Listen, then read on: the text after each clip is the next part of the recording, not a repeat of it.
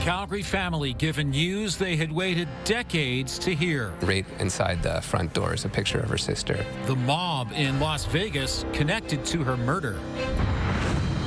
Rebuilding the Douglas Fir Trail. So we want to build the trail to a higher standard. The efforts to save a local environmental gem. And Canada's troubled hockey culture. But we also recognize that the courts don't judge people based on morality. A new book from the reporter who broke the story of one of the sport's biggest scandals. CTV Calgary, local breaking news with Ian White.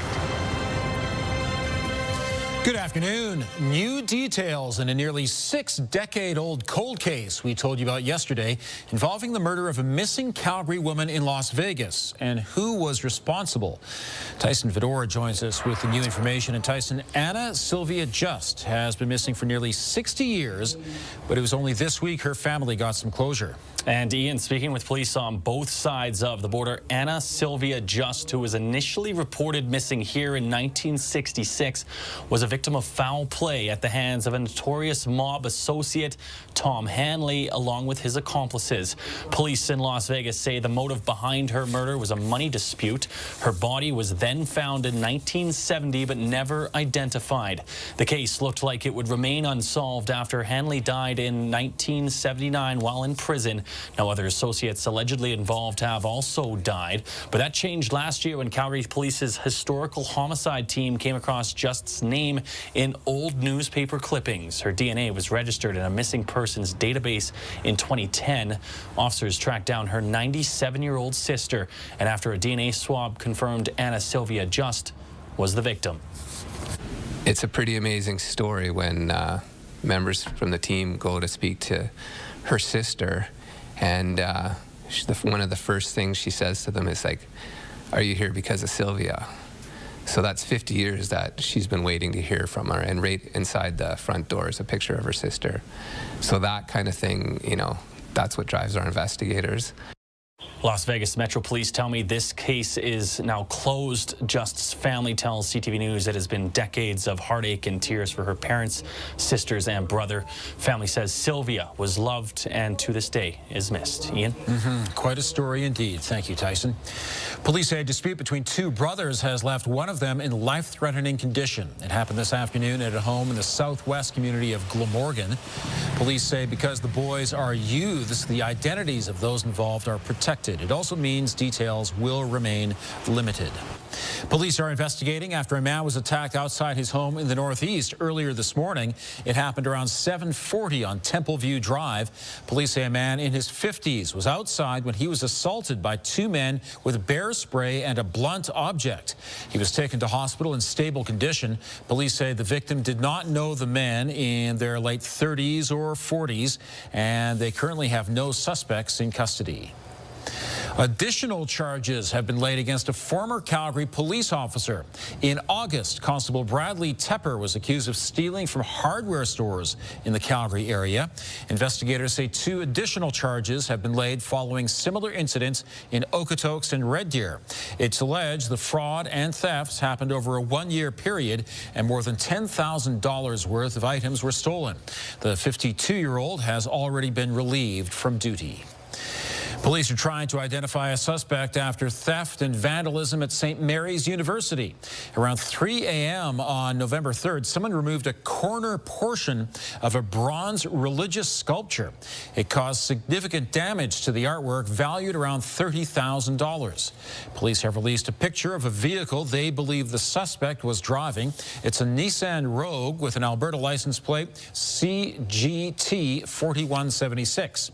Anyone with information is asked to contact police or Crime Stoppers. There's a hidden gem of a hiking trail in southwest Calgary surrounded by Douglas fir trees on the south bank of the Bow River. The Douglas Fir Trail is a favorite spot for many in Calgary, but for the last 2 years, a portion of the trail has been closed. The city shut it down because there's a section that is constantly washed out and unsafe. Hikers are worried the city is going to shut the trail down for good, but the city has completed a risk assessment of the area and is now looking at next steps for the project. So we want to build the trail to a higher standard. So currently what we're trying to do is to get some funding, do the detail design, get some input from the interest groups, interested parties, and then design the trail and build it to a longer design life. The city says it's a challenging site to work on, and they want to make sure it's accessible for all hikers, not just avid trail users. Despite the mild November, the city is encouraging everyone to be ready for winter. The city is preparing its fleet of plows and sanders and making sure they're fully staffed. Once snow does arrive, drivers are reminded to keep an eye out for crews and slow down when passing. Please just give them lots of room to work. There's signage on their trucks. They're well lit up. They're very visible. But please just be mindful. No passing sanders. Keep well back from sanders and let them do their work. For drivers, winter tires, snow brushes, and emergency kits are recommended as we head toward winter weather. People across North America enjoyed a spectacular show of the Aurora Borealis last night, and experts say it could be just as good tonight if the weather cooperates. These are some images people captured last night of the Northern Lights in Alberta. Chris Ratzlaff with Alberta Aurora Chasers says there was a strong solar flare facing Earth yesterday that triggered this incredible light show.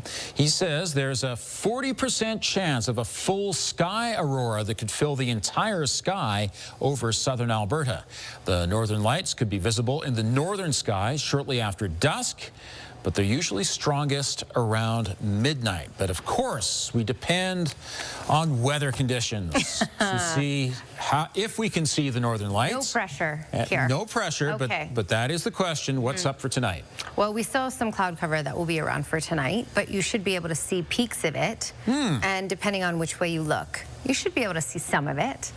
Not the whole sky of it, because there will be some cloud cover in the way. But worth a try, because tonight's another good view. All right, it's 4 degrees. It was a chillier day today. Yesterday we got to a high of 10. Today we got to a high of 5. We're already starting to cool for the day, mainly cloudy, but the winds are calm. The story tomorrow is that the winds will be gustier, but the temperatures will be warmer because the winds will be out of the south and southwest, and that will drag our temperatures into the teens. So in the morning, we don't have to deal with wind chill, just a sustained wind speed of 20 kilometers per hour, gusting up to 40 in the afternoon. So it's overall really a nice day, just a little on the windy side. That's your 24-hour forecast, brought to you by Fifth Avenue Volkswagen, where you can win your ride. See dealer for details or visit fifthAvVW.com. All right, it's a big day. Toy Mountain kicks off today. This marks our 12th year supporting Fear Is Not Love. Your donations of new, unwrapped toys and essential items help victims fleeing domestic violence. Fear Is Not Love's CEO, Kim Roos, says call volumes are on the rise this year.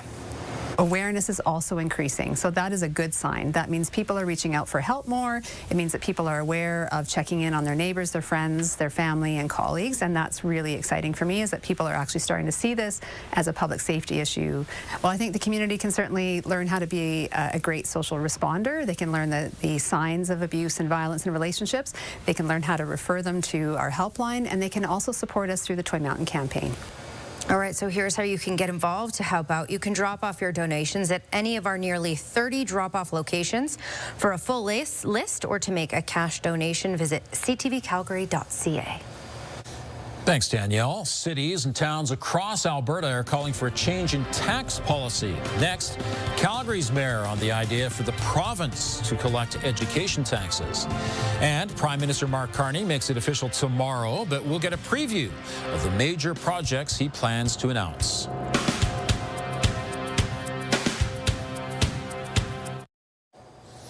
Alberta's municipalities want the province to take over collecting the education portion of property taxes. That's one resolution at the Alberta Municipalities Convention, which kicked off in Calgary today. Right now, municipalities bear the financial responsibility to remit education property taxes to the provincial government. This year, that cost the city of Calgary $10 million, and it invoiced that to the Alberta government. Many residents also don't realize their property tax includes the province's education tax. The vast majority of the increase that Calgarians have faced in recent years have been increases from the provincial government. Yet the Calgarian taxpayer and voter has been frustrated with the local city hall, right? So I would strongly support any kind of measures that make the collection of those taxes more transparent. The province says this is the way it's been for decades, but adds it's considering what role a new provincial tax collection agency could play in shifting the collection of property taxes to the province. CTV News has learned a few of the items on the next major projects list out of Ottawa. Sources say that list will include a liquefied natural gas project in BC, a hydroelectric development in Nunavut, and mines in New Brunswick and Northern Ontario. The full list will be unveiled in BC tomorrow. There is no word yet on the status of an east-west pipeline pushed by Alberta's government, though critics are skeptical. Mark Carney's been Prime Minister for 8 months, promising to move at, quote, unimaginable speeds. And yet, there's not a single project that he has launched that was not already in the making or approved before he took office. Mark Carney needs to do only one thing for us to get a pipeline from Alberta to the Pacific. Get out of the way. Premier Danielle Smith says she's in daily negotiations with Ottawa and is hopeful a memorandum of understanding will be ready by Sunday's Grey Cup game or shortly after. Of course, the Grey Cup game, you know, always in November, reminds me of the fact that it can be quite chilly as we get into this time of year, but it's still pretty warm. It's still pretty warm, and tomorrow will be quite toasty. A normal daytime high for Calgary is 3. We'll be up to 15 tomorrow. Wow. Comes at a bit of a price. You know, gusts 40 to 50 kilometers per hour. The price will be a little steeper south of the city. Waterton Lakes National Park will likely have gusts 90 kilometers per hour. Closer to Pincher Creek, Crow's Nest Pass, 70, especially kicking in later in the day tomorrow. Okay, 3 degrees is the temperature in the city. It's still double digits in Lethbridge. 8 is the current temperature in Medicine Hat and Pincher Creek.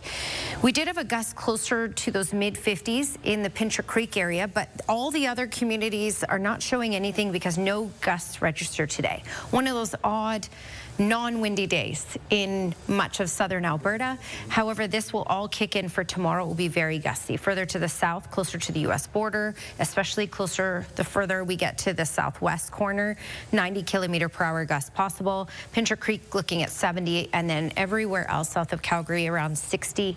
Calgary, we're looking at 40 to 50. So it will be a windy day. Those winds again will bring up our temperatures. You can see this Chinook arch that is built in today, that very defined line just off the mountains here. So that's what's in place along QE2, Highway 2. You saw it out there. That will remain in place tonight through tomorrow. All right, there you go. There's a look at it.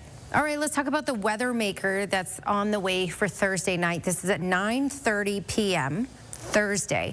We'll start to get some spillover. We'll kick off as rainfall, likely reaching as far to the east as Calgary. We may even see some of this in Lethbridge on Thursday night, and then this switches over to snow. So overnight and through the early morning hours, we'll get that first little wave in Calgary, and then that will slump to the south. We'll likely get a second wave in Calgary, which will be a little lighter.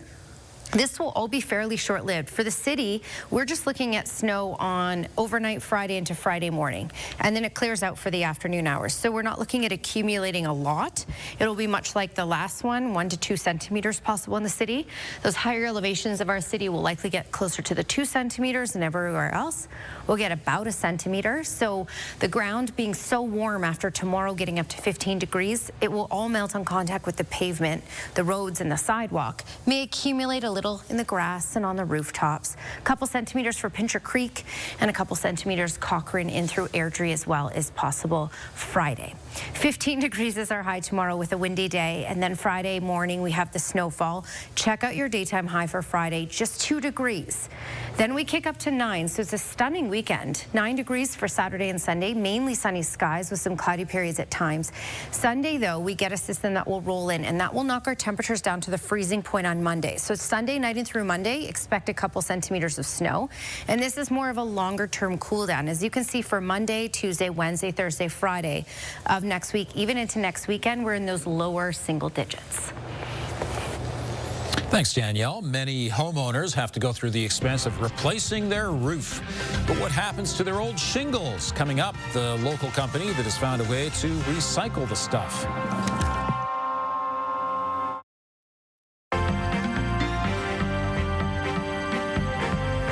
Remember the drive to buy Canadian? It may be waning a bit. Joining me is Faisal Karmali, Portfolio Manager with the Popowich Karmali Advisory Group. And Faisal, some Canadian shoppers have switched back to U.S. products.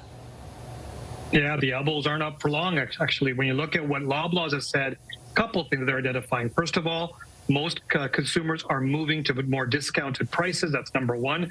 But some of them have loyalty to some brands, and some of those brands are U.S.-made goods. And so they're switching back now that the inflation issue, or at least the tariff issue, has been somewhat reduced, and the cost for the alternative is not much different. And so you're seeing more and more Canadians go back to their old habits of U.S. goods versus keeping their elbows up and buying Canadian first. And people are making their Christmas wish lists. What are the biggest trends for teens and young adults? Yeah, so let's look at the demographic, 13 years of age, all the way up to 36. This is a wide group of people. So let's start off with, if you're looking for a technology gift, Apple is still the #1 trending product out there. Either smartphones or smartwatches is the #1 piece. If you're looking at gift cards, Netflix, of course, is good, but Amazon Prime is growing amongst this age category. Look at that place. And if you're looking for a food delivery app, DoorDash is beating Uber Eats right now on the trends, so keep an eye out for that one. And, of course, apparel, Nike and Lululemon hit the top 2. Coming in at third, surprise to me, is Gap. I didn't expect that to come out of it, but now Gap is on there, so you've got a few options for the 13 to 36 age category. Gap making a comeback. Faisal, thanks very much. Thanks for having me. A new shingle recycling facility has officially opened east of Calgary. North Star Clean Technologies is unique because it takes old roof shingles and reprocesses them into aggregate, fiberglass, limestone, and asphalt. The company has a 5-year contract with the City of Calgary to divert shingles from landfills. The facility in Rocky View County can process up to 80,000 tons a year. That's about 6% of Canada's total shingle waste, or about 24,000 homes. This is an absolute first across North America. This is the nation's first commercial facility dedicated to reprocessing asphalt shingles and breaking them into the component parts. All the output from North Star will be used by an asphalt company, giving the waste a second life. Another vacant office building downtown is being converted into affordable housing. Federal and city leaders were on hand for this morning's announcement at 800 6th Avenue Southwest. 204 rental units will be built at an $83 million price tag. 3/4 of that comes from the federal government, with $15 million coming from the city. The building also includes commercial and retail, as well as counseling service provider Korea. Residents are expected to move in sometime late next year. Riverbend residents are demanding changes to a fence in their neighborhood. Here's Tara Nelson with a look ahead to CTV News at 6. Hi, Ian. The fence is near Carburn Park, and residents say in the past 2 weeks, 2 deer have become impaled on it. Coming up at 6, we'll hear from a resident who witnessed a deer getting injured, plus what the company responsible for that fence has to say. Also ahead, Douglas Fir Trail improvements have been underway for months. Coming up, why some residents are concerned about the city's plan. Ian. Thanks, Tara. Last summer, 5 former members of Canada's World Junior Hockey team were acquitted of sexual assault. TSN's Rick Westhead covered the trial and broke the story in 2022 about an incident in a hotel room in London, Ontario, and Hockey Canada's secret slush fund used for a settlement with the victim. Westhead's new book is We Breed Lions, Confronting Canada's Troubled Hockey Culture. And joining me from Toronto is Rick Westhead. It's great to see you. Hi there. Now, I know you knew many details about what happened in that hotel room prior to the trial, but you did sit through the entirety of the trial. How disturbing did you find it?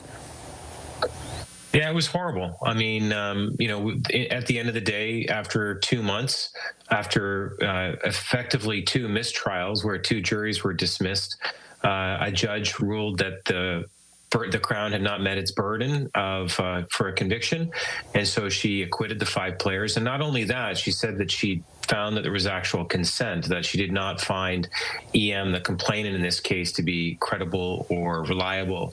That said, the National Hockey League came out and said after the fact that the actions of the players, what happened in that room, was wrong, was unacceptable, and we know that the 5 players who were charged are still facing bans by Hockey Canada. So, I guess one lesson that we take away from this is that our court system, we respect judgments, of course, but we also recognize that the courts don't judge people based on morality. To see my extended interview with Rick Westhead, visit ctvnews.ca/Calgary. The temperature will spike again tomorrow under a sunny sky, but you'd better be prepared for a strong wind. Right now in Calgary, it's +3. Danielle has the details still ahead.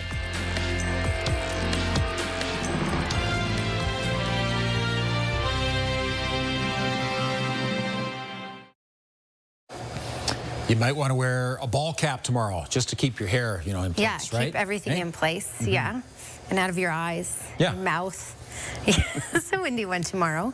The further south you go, the windier it gets.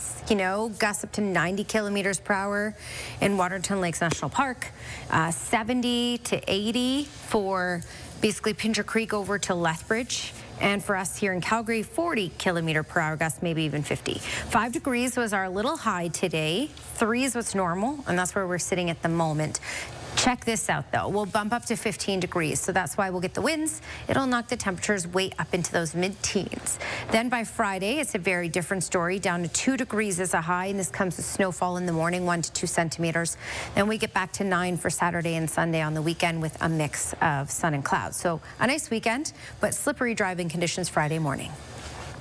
Thank you, Danielle. A major beauty chain has launched a new makeup line created by someone who grew up in Calgary.